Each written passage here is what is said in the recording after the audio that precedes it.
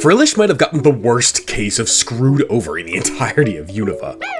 Orbiting Molyneux, at least Water Ghost is a very cool typing, and with its water absorbability, it gets 3 immunities. But its stats are pretty mid. Sure, 85 special defense is nice, and its move pool is also pretty good with some recovery, some coverage, and some status. But you can't even encounter this thing until after the 6th gym in Unova, and it doesn't evolve until level 40. Oh, but wait, you're gonna catch this thing around the levels of 5 to 15. So not only is it useless at that point in the game, but it's useless for like 30 levels until it catches up. Thankfully, they fixed this issue in the later games, but still, it's just not good enough until it evolves. 1.5 stars in battle prowess, and that might be generous. As you could guess, its availability is also not good. It's locked until after the 6th gym in Unova, then after the 5th in the sequels, around Ula in Alola, and again around the 6th in Galar. So it just barely averages out to 3 stars. However, I gotta say, this line is pretty awesome in both concept and design. Frillish seems to be pretty directly based on a jellyfish-style demonized yokai, or even a jellyfish like Will-o'-the-Wisp, which ties even further into its ghost typing with its phantom jelly inspiration. But wait, there's more. They also seem to be portrayed on princes or princesses as a link to the crown jellyfish. 5 stars. Frillish definitely doesn't have as much character as Jellicent, but it still looks pretty decent. It's very clearly a spooky, ghostly style jellyfish, even taking the fabric-like arms from the phantom jellyfish. Then the little crown-looking thing in the Elizabethan ruffle collar also portrays the royalty thing pretty well. 3.5 stars for design, which will inflate Frillish's final score to 3.25 stars overall. Is Jellicent the best Unova water type? It doesn't have much competition, honestly.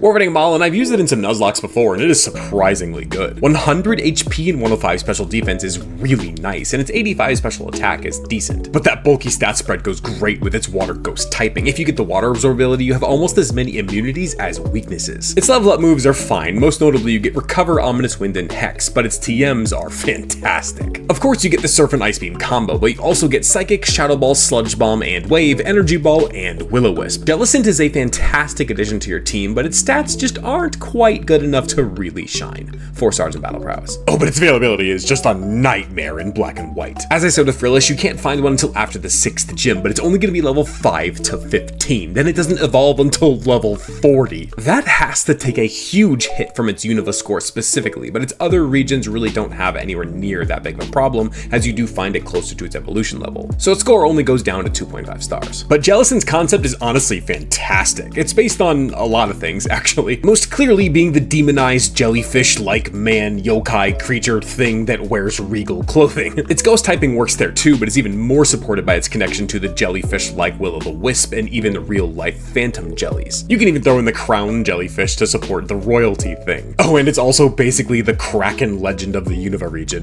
That's 5 stars. Now design, this is where it gets interesting. So in the poll that I put up, the blue one was the only one that I showed, so I wonder if I'm alone in the fact that I think the blue one looks way better than the pink one. And no, not just because it's pink and girly, but because the face looks stupid. But to be fair, the fluffy Elizabethan frill collar thing plus the crown does do a good job of portraying the royalty thing, and in general, I think the giant floating jellyfish with like squid-like arms is really cool and interesting outside of that face. But the blue one fixes that by covering the dumb face with a giant regal magnificent moustache.